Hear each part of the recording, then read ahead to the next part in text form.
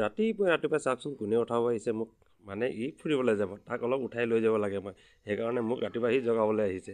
আৰু বতৰটো চাওকচোন আজি কিমান যে ঠাণ্ডা, বৰষুণ দিয়ে আছিলে পাৰি অলপ দেৰি ৰখিছে। আৰু এতিয়া খাই বৈ মই এফালে যাব লাগিব। তো আহি গৰম গৰম ভাত দেখিছে, এইফালে সাৰ দিয়া ভাত খাই লৈ মই আৰু লগৰ এজন কামলৈ বুলি ওলাম জাগুনৰ ছাইডে। তো অলপ লোকেশ্যনবোৰ দেখাম, চাই থাকক ভিডিঅ'টো। তো আহি পালোহি এতিয়া জাগুন, দেখিছে এখন দলং, কাঠৰ দলং হয়।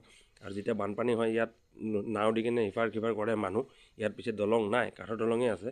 তো আমি এতিয়া যিহেতু পাৰ হৈ গৈছিলোঁ, তো সেইকাৰণে আমাৰ ইয়াত ভাড়া দিব লাগিব। দেখিছে 2জনৰ 40 টকা লৈছে অহা যোৱা। আৰু লোকেশ্যন চাওকচোন কিমান যে ধুনীয়া লাগিছে। এখন পিছে নদী আছিলে, মানে এতিয়া বাম হৈ গ'ল বুলি। আৰু এতিয়া আমি ঘৰমুৱা হ'লোঁ। আৰু এতিয়া ঘৰত আহি পালোহি, আৰু পাই লৈ দেখিছেনে ই পূৰা খেলি আছে, আৰু মানে মানুহক কাম কৰিব দিয়া নাই, মাকক পূৰা উৎপাত তাৰ। আৰু দেখিছে এতিয়া পকৰি বনাই আছে, গৰম গৰম পকৰি। আৰু ঠাণ্ডা দিনত পকৰি পিছে খাই খুব এটা ভাল লাগে, গৰম গৰম পকৰি যিহেতু ঠাণ্ডা।